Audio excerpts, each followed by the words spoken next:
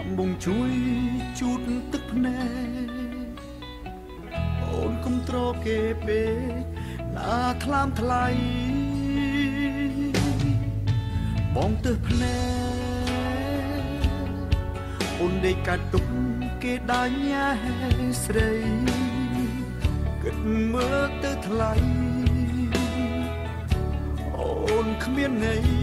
សម្រាប់គេទេគេក្បត់អូនហើយមានថ្មីទៀតហើយ